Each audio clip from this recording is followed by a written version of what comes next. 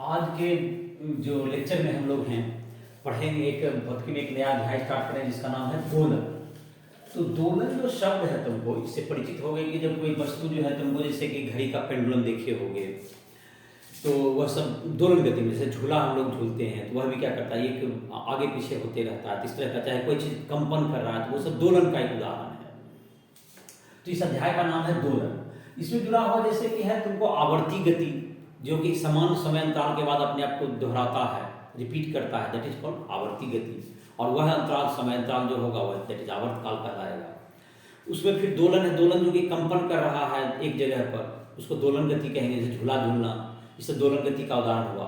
उसी में एक विशेष प्रकार का गति है जिसको हम लोग सरल आवर्त गति कहते हैं, जिसमें कि जो कि आवर्ती भी होता है और साथ साथ दोलन गति भी हुआ करता है। तो उस गति का भी हम लोग इस लेक्चर में अध्ययन करेंगे। फिर उसके समीकरण को, उसके विस्थापन को किस प्रकार हम लोग बताते हैं गणितीय रूप से, कैसे लिखेंगे, कौन सा गणितीय फलन जो है तुमको हमको जो कि ग्राफ जिसका होगा जो कि अपने आप को दोहराता है, दैट इज आवर्ती गति का के लिए, आवर्ती गति के लिए हम लोग क्या कर सकते हैं, उस फलन को उपयोग कर सकते हैं उसका समीकरण को बताने के लिए। इन सबों का इस लेक्चर में अध्ययन होगा।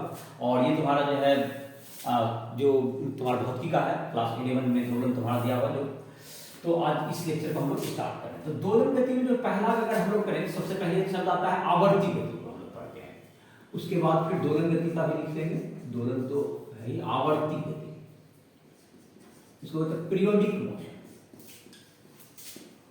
पीरियोडिक मोशन वह गति जो समान समय अंतराल के बाद, जो समान समय अंतराल के बाद, समय अंतराल के बाद अपने आप को दोहराती है, अपने आप को दोहराती है, आवर्ती गति कहलाती है। आवर्ती गति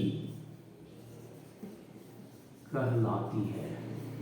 जो समान समय अंतराल के बाद अपने आप को दोहराएगा उसको हम लोग कहते हैं आवर्त काल। तथा यह समय अंतराल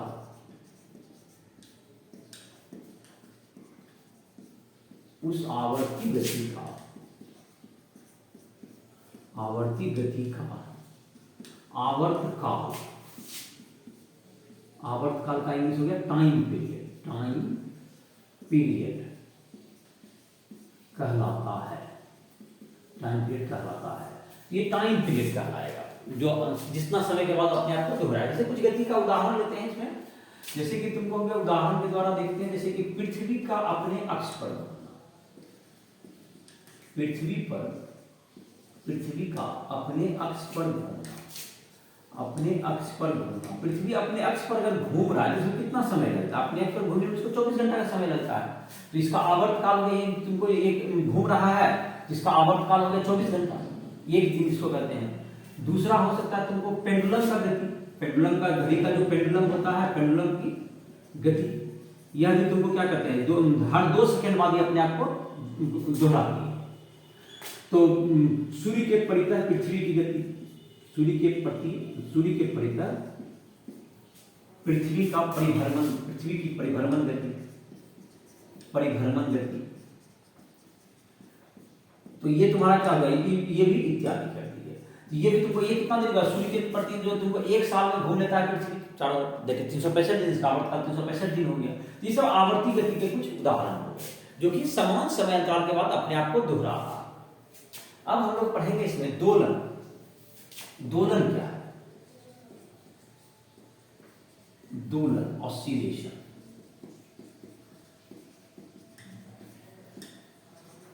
वह गति जो किसी बिंदु के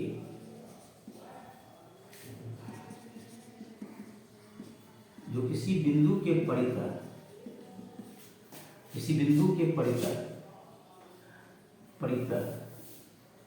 टू एंड फ्रो मोशन, जैसे कहते हैं उसको, मतलब एक कंपन से उत्पन्न होती है, से उत्पन्न होती है,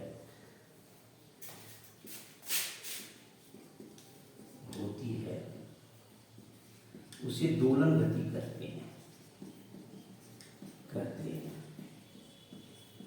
तो ये तुमको क्या होगा कि जब किसी बिंदु के इर्द गिर्द जो घूमेगा, जैसे कि यहाँ से ये बिंदु है, तुमको इसके इर्द गिर्द घूमेगा, यहाँ पर इसको मान लो ये बिंदु हो गया, इससे इधर चले जाइए, यहाँ तक गए, ये हो गया, फिर यहाँ से लौट के इधर से लौट के यहाँ आए, फिर इधर गए, और फिर क्या होगा तुमको, ये तुमको यहाँ से फिर लौट के फिर यहाँ गए, और इस तरह से क्या करते रहेंगे, इसको हम लोग इस प्रकार से ये तुमको क्या होता है, गति एक बिंदु के इर्द गिर्द गति होते रहेगा, यह दोलन गति है।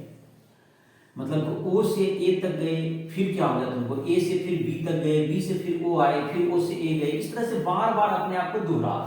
तो यह किसका उदाहरण हो गया, किसी बिंदु इस ओ को जिसके इर्द गिर्द दिया करेगा, इसको हम लोग माध्य बिंदु कहेंगे, इसको माध्य बिंदु, मीन पोजीशन को कहेंगे, इसका मीन पोजीशन या मीन पोजीशन का मीन पॉइंट। और ये भी तुम्हारा होता है, ये चरम बिंदु है, ये चरम बिंदु, और यहां भी होगी, ये भी तुमको क्या होगा, चरम बिंदु, चरम बिंदु, extreme point, EXTREME, extreme, POINT, extreme point. ये भी तो ये जो तुम्हारा हो गया मीन पॉइंट से एक्सट्रीम पॉइंट, यहाँ के बीच में माध्य बिंदु से एक्सट्रीम गया, फिर एक एक्सट्रीम से दूसरा एक्सट्रीम आएगा, फिर दूसरा एक्सट्रीम से माध्य बिंदु तक जाएगा, और इस तरह से क्या होता रहेगा, दोलन करता रहेगा। और इसमें जो कुछ चरण आ गए, जैसे इसमें क्या होगा, दोलन में तुमको क्या होगा, एक जैसे तुमको है, अगर कहें इसका कि इसको यहाँ से यहाँ तक की दूरी जो है, माध्य बिंदु से लेकर चरम बिंदु तक की जो दूरी होती है, इसको हम लोग आयाम कहते हैं। माध्य बिंदु से चरम बिंदु तक की दूरी को आयाम कहते हैं। तो पहले इसका उदाहरण जैसे कहाँ पे, जैसे कहाँ पर ये सब ऑब्जर्व करते हो, जैसे कि इसका उदाहरण हो सकता है तुमको, उदाहरण इसका हो गया, इसका उदाहरण जैसे दोलन गति का उदाहरण तुमको हो गया, जैसे पेंडुलम एक बिंदु के इर्द गिर्द घूमता रहता है, पेंडुलम की गति, डोरी का कंपन, डोरी का कंपन, जैसे डोरी को जैसे सितार गिटार इत्यादि में करते हैं हम लोग, सितार गिटार डोरी को जैसे कराते हैं, ये सब क्या होगा, एक बिंदु के ऊपर नीचे दोलन करेगा, तो ये सब तुमको दोलन गति का उदाहरण हो गया। और आयाम जहां तक बता रहे थे, आयाम क्या हो जाएगा तुम्हारा, दोलन गति में आयाम हो गया, तो इसका परिभाषा लिख लेते हैं आयाम का हम लोग। तो माध्य बिंदु से जो तुम्हारा है, माध्य स्थिति से लेके जो चरम बिंदु तक की जो दूरी होती है, या फिर उसको क्या कहेंगे हम लोग, आयाम कहेंगे।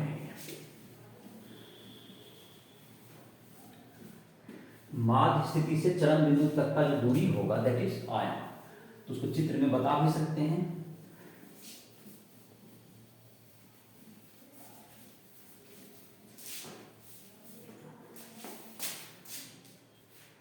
आयाम,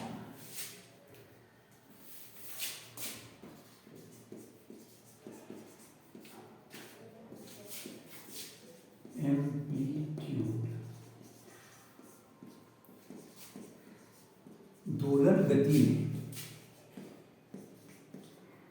माध्य बिंदु से चरम बिंदु की दूरी, चरम बिंदु की दूरी आयाम कहलाती है, आयाम कहलाती है। इसको हम लोग क्या कहेंगे, आयाम कहेंगे। माध्य बिंदु से लेकर चरम बिंदु तक की जो दूरी होगी उसे हम लोग आयाम कहते हैं।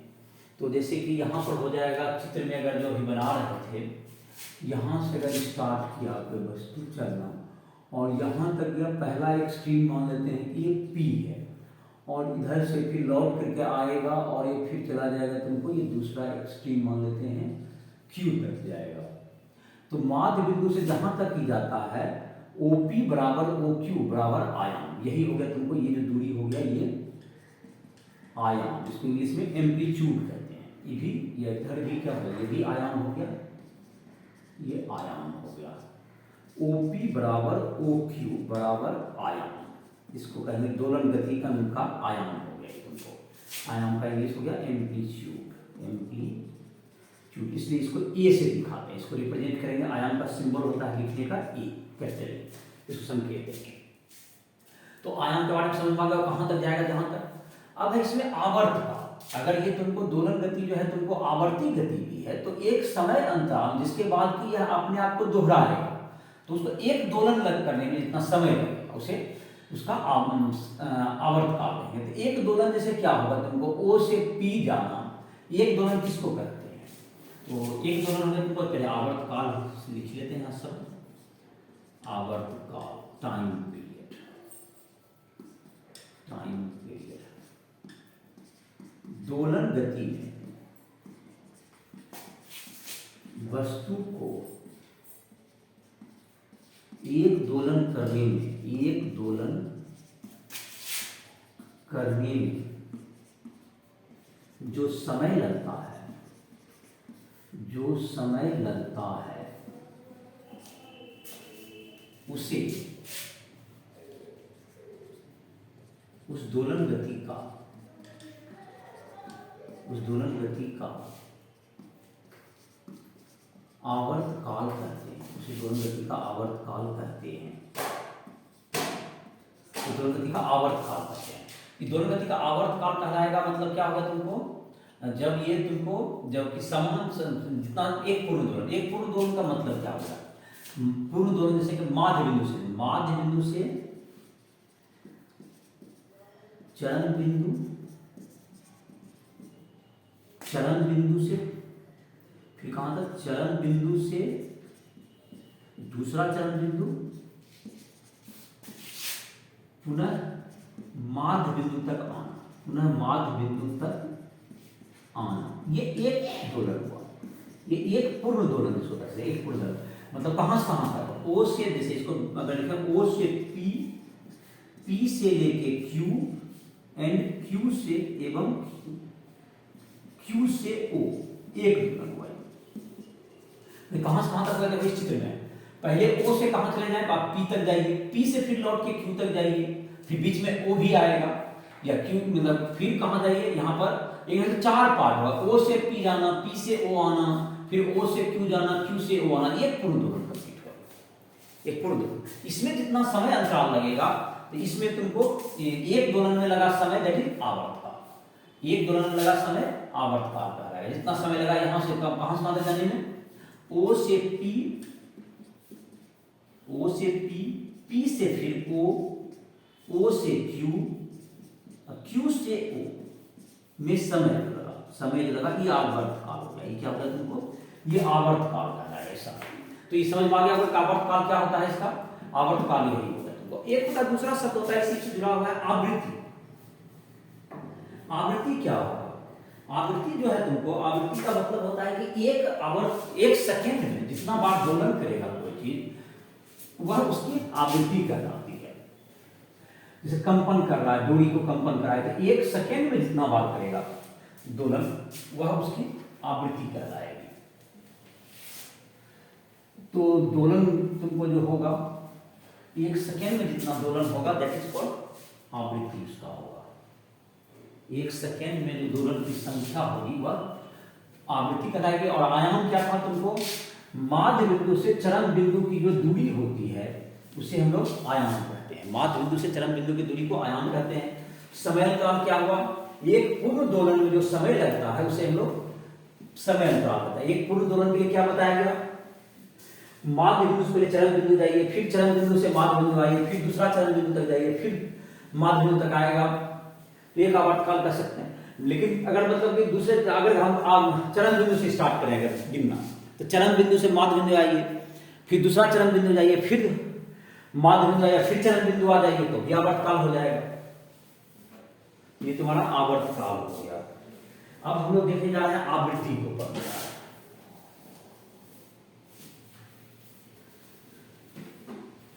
आवृत्ति का इंग्लिश हो गया फ्रीक्वेंसी। तो प्रति सेकेंड कंपनों की, दोलनों की संख्या को उसकी आवृत्ति कहते हैं।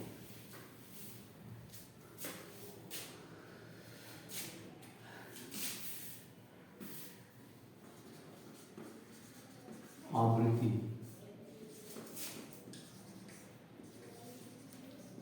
फ्रीक्वेंसी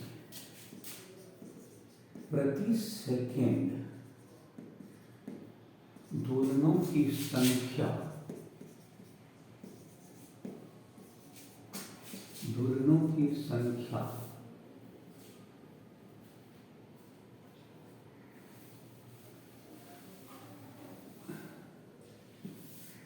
आवृत्ति कहलाती है। आवृत्ति कहलाती है। यदि दोलन का आवर्तकाल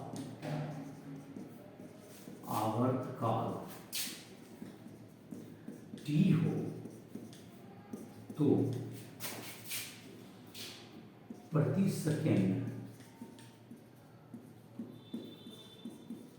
दोलनों की संख्या बराबर 1/t, मतलब t समय में एक दोलन, तो एक सेकेंड में t 1/t हो, तो यही आवृत्ति हो गया। तुमको आवृत्ति को न्यू इसको पढ़ते हैं, ये जो संकेत है इसको न्यू पढ़ेगा, न्यू बराबर 1/t आवृत्ति का संकेत हो गई। तो ये प्रति सेकंड जितना दोलन होगा टी सेकंड से, ये एक ही नियम से कर सके टी सेकंड, क्योंकि टी सेकंड में एक दोलन होता है, इसलिए एक सेकंड में 1/t, यही क्या होगा, एक सेकंड जितना दोलन होगा आवृत्ति हो गया। तो ये तुम्हारा आवृत्ति के बारे में पढ़ लिया। और हम लोग एक चक्कर जैसे लगाता है, जैसे कि वृत्तीय गति के रूप में जब बात करते हैं हम लोग, तो जैसे कुछ आवर्ती फलन होते हैं, जैसे गणित में तुमको कुछ फलन है, जैसे साइन थीटा, कॉस थीटा, ये सब का ग्राफ जो पढ़ा होगा गणित में, आलेख देखा होगा, तो उसमें देखा होगा अपने आप को रिपीट करता है। तो इस तरह के फलन क्या होते हैं, आवर्ती फलन होते हैं। और जितना कोण के बाद यह रिपीट करेगा, दैट इज कॉल्ड, इसका आवर्त काल, इसे आवर्त कहते हैं, पीरियड कहते हैं। और यहां पर अगर तुमको जैसे कि आवर्ती फलन अगर लिखते हैं, आवर्ती फलन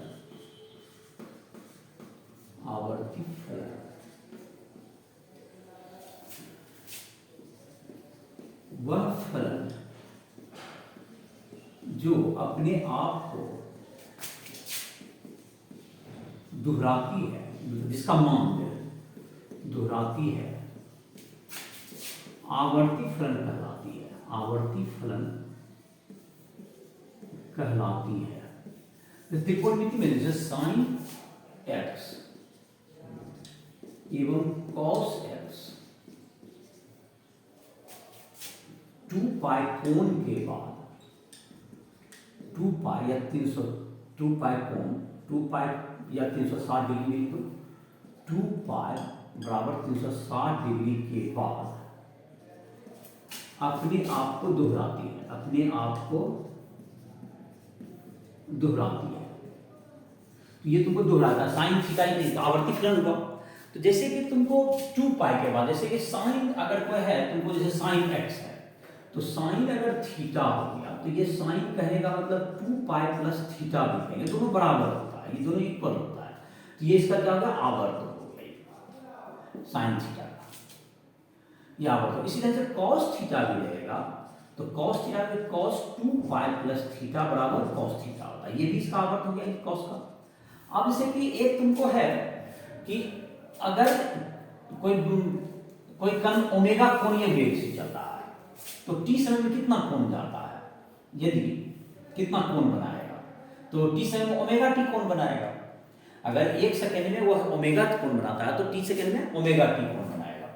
तो जैसे कि इसको हम लोग कह सकते हैं, इसको जैसे कि तुमको हो गया, अब जैसे कि साइन एक्स कॉस एक्स का है, तो अब जैसे कि इसको जो है हम लोग अगर थीटा को हम लोग जैसे यहाँ पे थीटा लिखे हैं, तो थीटा बराबर क्या हो गया, ओमेगा टी भी लिखते हैं। यदि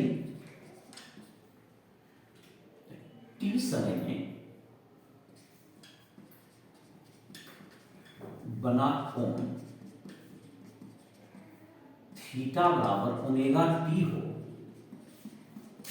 तो ओमेगा को कोणीय आवृत्ति कहते हैं, ओमेगा को कोणीय आवृत्ति कहते हैं। तो ये तुमको कोणीय आवृत्ति कहता है, थीटा बराबर ओमेगा टी। तो इसको अगर हम लोग लिख दें साइन ओमेगा टी, अगर इसको लिख देते हैं हम लोग साइन ओमेगा टी, तो इसका क्या होगा, देखो अगर इसको लिखेंगे साइन, फिर लिख देंगे तुमको यहाँ पे 2 पाई प्लस ओमेगा टी, तो सेम मान होगा जैसा भी बताए, 260 के बाद ये रिपीट करता है।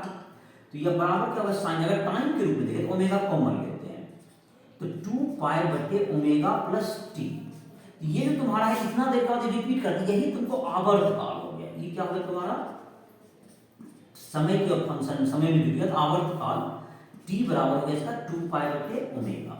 ये साइन के रूप में रहेगा तो ये आवर्तकाल लिखा जाता है इसको, टी बराबर क्या कहते हैं 2 पाई बाय ओमेगा। जैसे साइन का ग्राफ अगर देखते हैं, जैसे देखो साइन कैसे रिपीट करता है, अगर साइन एक्स का ग्राफ देखा होगा ये तुमको मूल बिंदु से स्टार्ट कर, 0 पर 0 होता है, कौन पर वैल्यू ऐसे बढ़ते जाएगा, इस ढंग से बढ़ते घटते ये तुमको इस ढंग से ये साइन थीटा का ग्राफ हो, y बराबर साइन थीटा। ये इधर y हो गया, उधर y बराबर साइन x भी कर सकते, इधर x अक्ष लिया है तो x के ही इधर y है, तो y बराबर साइन x का ही आलेख हो गया इस ढंग से।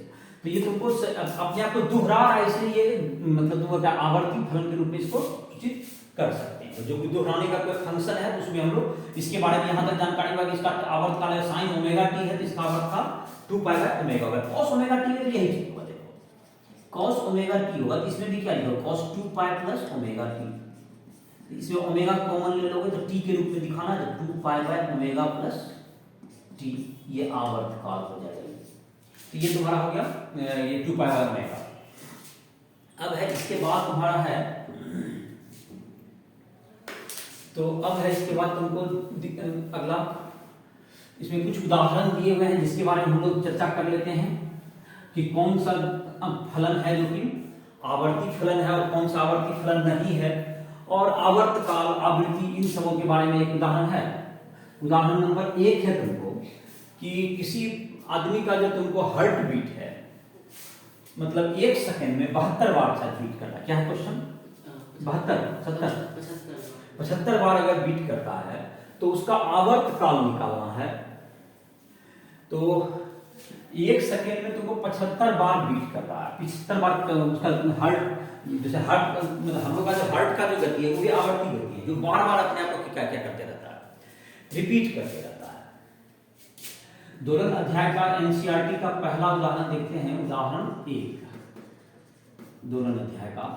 तो इसमें है तुमको दोलन अध्याय में तुमको दिया हुआ है कि इसमें पहला है तुमको हृदय का जो तुमको 1 सेकेंड में हृदय 75 बार कंपन कर रहा है, 75 बार कंपन करता है। तो 1 सेकेंड 75 बार कर रहा है तो इसका आवर्तकाल क्या होगा, तो आवर्तकाल तो 75 सेकेंड में 1 कंपन में 1 दोलन में कितना समय रहेगा, तो 75 दोलन का समय कितना होगा, 75 दोलन का समय बराबर 1 सेकंड, समय निकालना है तो इसलिए दाहिना साइड को लेकर 1 दोलन का समय बराबर क्या होगा, 1 दोलन का समय बराबर 1 सेकंड 75 1 मिनट कितना समय लगेगा इसको, 1 मिनट में 1 सेकंड में 75 दोलन का 1 दोलन में 75 बार कर रहा है, 1 मतलब कि 1 मिनट में 75 बार कर रहा है। तो ये क्या होगा तुम्हारा, तो 1 दोलन में कितना समय लगेगा, तो ये 1/75 मिनट, 1/75 मिनट हो गया। इसको सेकंड बदले तो 60/75 सेकंड, तो 60/75 तो ये होगा 0.8 सेकंड हो गया। तो ये इसका आवर्तकाल होगा 0.8, 75 दोलन करता है 1 मिनट में, 1 मिनट में मतलब 60 सेकंड में 60/75 हो गया इसका आवर्तकाल, इसका आवर्तकाल निकल गया। और आवृत्ति जहां तक होता है, आवृत्ति न्यू बराबर क्या था 1 आवर्तकाल, तो 1/0.8 सेकेंड, तो ये क्या होगा तुमको 1.25 हर्ट्ज इसका मात्रक होता है, आवृत्ति का मात्रक प्रति सेकंड, इसको हर्ट्ज कहते हैं, आवृत्ति का मात्रक हो गया हर्ट्ज, सुना होगा मान। तो ये तुम्हारा हो गया क्वेश्चन नंबर 1 बन गया तुम्हारा। क्वेश्चन नंबर 2 में दिया हुआ है कुछ गणितीय फलन दिए हुए हैं और उसके बारे में पता करना है कि वह गणितीय फलन आवर्ती को बताता है नहीं। आवर्त क्वेश्चन पढ़ो, निम्नलिखित समय के फलनों में कौन ए आवर्ती तथा बी अनावर्ती गति को निरूपित करते हैं, प्रत्येक आवर्ती गति का आवर्तकाल लिखिए। हाँ जैसे कुछ दिया हुआ है, क्या दिया हुआ है sine omega T plus cos omega T लिखते हैं। उदाहरण 2 का पहला है ये, उदाहरण 2 में तुमको दिया हुआ है कि कौन सा फलन आवर्ती गति को बताता है या अनावर्ती गति।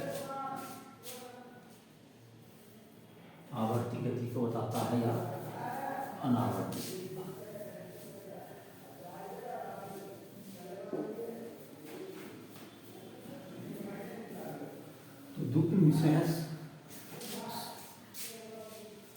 चलो इसका लिखते हैं एनसीईआरटी का उदाहरण नंबर 2 है।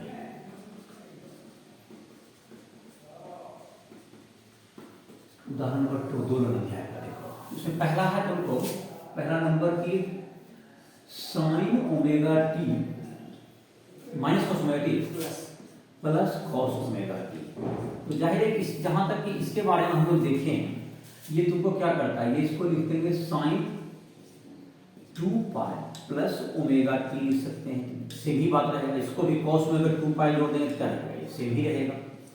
अब इसको क्या करते हैं, तो कितना समय के बाद ये रिपीट कर रहा है, इसमें ओमेगा कॉमन ले लो, तो 2 pi by omega plus T plus cos omega, इसमें भी कॉमन है 2 pi by omega plus T.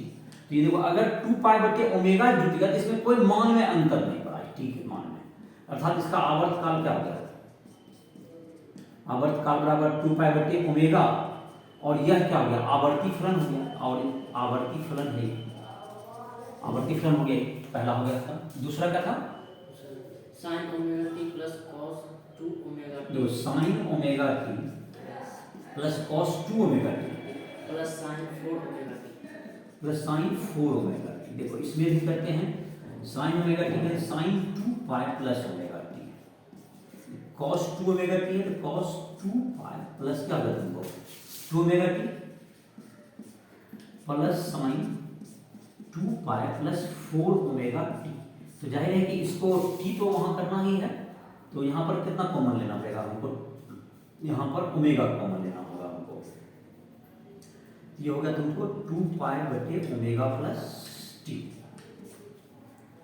यहाँ पर cos में 2 पाई 2 ओमेगा कॉमन लेना पड़ेगा, 2 ओमेगा तो 2 पाई बटे 2 ओमेगा अब प्लस टी हो गया। इसमें 4 पाई तो 4 ओमेगा कॉमन लेना पड़ेगा, साइन भी है, इसमें 4 ओमेगा कॉमन लो, कितना हो जाएगा तुमको 2 पाई बटे 4 ओमेगा प्लस टी।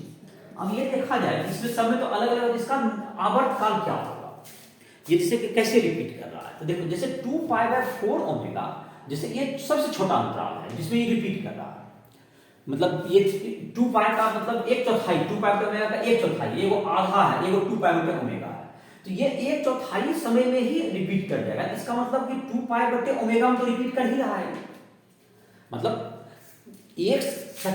2 पाई बटे ओमेगा समय में 4 बार अपने आप को रिपीट करेगा, ये 2 बार रिपीट और ये 1 बार रिपीट, तो पूरा फंक्शन कितना समय के बाद रिपीट हुआ, ये 2 पाई बटे ओमेगा के बाद हुआ, ये 4 बार रिपीट कर गया, इसका मतलब 2 पाई बाय ओमेगा में तो ये अपने आप को दोहरा ही रहा है, ये भी 2 बार रिपीट करता है, लेकिन ये एक के बार करता है, सब मिल करके ये 4 बार कर रहा है, ये 2 बार, ये 1 बार, सबसे ये तो पूरा फलन तो एक बार 2 पाई बटे ओमेगा में ही रिपीट माना जाएगा, क्योंकि लेकिन 4 बार ये भी रिपीट कर गया, ये 2 बार, ये 1 बार, तो जो लेकिन यह जब रिपीट करेगा तो सब रिपीट करेगा, ऐसा कर सकते हैं लोग, तो इसका मतलब यही क्या कहा जाएगा, इसका आवर्त काल है, आवर्ती भी हो गई, आवर्ती फलन, और आवर्त काल बराबर क्या होगा तुमको 2 पाई बटे ओमेगा, मतलब ये क्या होगा तुमको 4 बार, ये जो तुमको है जैसे ई वाला फंक्शन था, इसको 4 बार रिपीट कर गया ऐसे, और 1 सेकंड में ये 2 बार किया, दूसरा पिछला वाला ये 1 के बार रिपीट, तो पूरा फलन रिपीट तो 1 के बार हुआ इतना समय के बाद, इसलिए उसका आवर्त काल 2 पाई बटे ओमेगा ही कहलाएगा।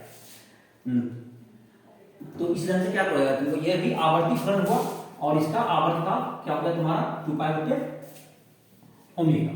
तो क्या दूसरा और है तीसरा e power minus omega t. हाँ, इसी उदाहरण में तीसरा है e to the power minus omega t, ये तो बिल्कुल नया टाइप का फलन हो गया।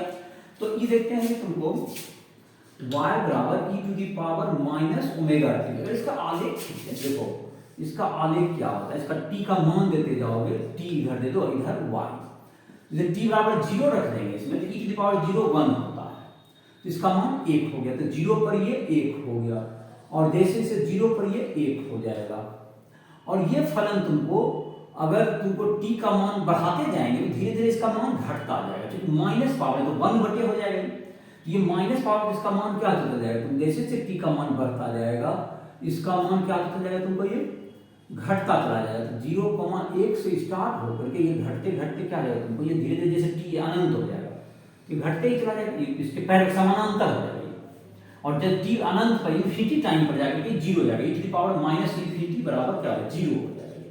जब t बराबर इन्फिनिटी रखते हैं, t बराबर अनंत रखने पर ये जीरो हो जाएगी, शून्य होगा। तो मतलब ये हुआ कि धीरे धीरे घटते घटते इसका मान क्या है, धीरे धीरे शून्य हो जाएगा, अर्थात इसके बहुत देर बाद होगा, इसलिए समानांतर हो जाएगा, इसको ये समानांतर हो जाता है इसका ग्राफ यहाँ पे। तो ये होगा तुमको y बराबर e to the power minus omega t का ग्राफ। अब कहोगे इस ग्राफ से क्या पता चला, इस ग्राफ से पता ये अपने आप ऐसे देखो साइन वाला ग्राफ था तो ऐसे ऐसे रिपीट कर रहा, देखो ये जैसे ये फिर से यहाँ पर अपना रिपीट होता आ गया, ये फिर से रिपीट, यही इसका आवर्त काल, आवर्ती फलन भी हुआ साइन का ग्राफ में। लेकिन यहाँ क्या है, ये तो कभी रिपीट कर ही नहीं रहा है, तो धीरे धीरे और घटते ही जा रहा है, तो ये लगातार घट रहा है, कहीं बढ़ा ही नहीं, फिर से रिपीट कहाँ से करेगा। इसका मतलब ये कैसा फलन हो गया, अनावर्ती। ये कैसा फलन हो गया, ये अनावर्ती हो गया, ये अनावर्ती फलन। और तुमको इसका जब अनावर्ती है तो नॉन पीरियोडिक, नॉन पीरियोडिक, और इसका पीरियड भी नहीं होगा। चलो अगला ग्राफ, अगला है चौथा log omega T. Log omega T, देखो लॉग का ग्राफ कैसा होता है, ये देखो लॉग का ग्राफ इस ढंग का होता है। लॉग t बराबर 0 जब होगा तो t बराबर 0 पे माइनस इन्फिनिटी होता है, इधर t ले लेते हैं, इधर y बराबर लॉग ओमेगा टी। तो ये जो तुम्हारा होगा, ये तुमको कहाँ शुरू होता है, ये माइनस इन्फिनिटी शुरू होगा t का, और ये धीरे धीरे तुमको बढ़ते हुए कहाँ चला जाएगा, इस ढंग से ये जाएगा। तो तुमको ये क्या होता है, लॉग का ग्राफ ये तुमको 1 पर ये 0 था, t बराबर 1 पर ये क्या होगा, 0 हो गया, 1 पर 0 होता है। ये तुमको माइनस इन्फिनिटी पर 0 के करीब होता है, 0 के, और धीरे धीरे ये इधर से बढ़ जाता है, हमेशा बढ़ रहा है। ये भी बढ़ गया तो क्या, इसमें भी देखते ये हमेशा घट रहा था, ये हमेशा बढ़ रहा है। इसका मतलब ये भी क्या होता है, अनावर्ती हो गया। ये हो गया तुमको y बराबर लॉग ओमेगा टी का आलेख होगा। ये भी कैसा आंसर हो गया इसका, अनावर्ती फलन। ये भी रिपीट नहीं कर रहा, नॉन पीरियोडिक, ये रिपीट नहीं कर रहा है। और साइन कॉस क्या करता है, सब रिपीटिंग फलन होता है, वो आवर्ती होता है। तो आवर्ती और अनावर्ती फलन के बारे में समझ में आ गया होगा इसका कैसा होता है आलेख। आलेख के द्वारा भी इसको निकाला जा सकता है। तो आलेख की तरफ सीख लो, नया टाइप का फलन था तुमको, e to the power x, चरघातांकी फलन या एक्सपोनेंशियल फलन भी कहते हैं इसको, और लॉगरिथमिक फलन था एक, लघु ने किया, वो सब मतलब नॉन पीरियोडिक होता है। अब इसके बाद है तुमको एक है तुमको, अब दोलन गति का उदाहरण हो गया तुमको, अब है सरल आवर्त गति। तो सरल आवर्त गति किसको कहते हैं, तो ऐसा गति जो समान समय अंतराल के बाद रिपीट तो करता ही करता है, साथ साथ उसमें दोलन भी होता है, तो वैसी गति को हम लोग क्या कहते हैं, सरल आवर्त गति कहते हैं। तो इस गति सरल आवर्त गति को हम लोग अगले लेक्चर में लेंगे। तो यहां तक तुम इसमें कर लिया होगा, तो इसी के साथ लेक्चर को समाप्त कर रहे हैं।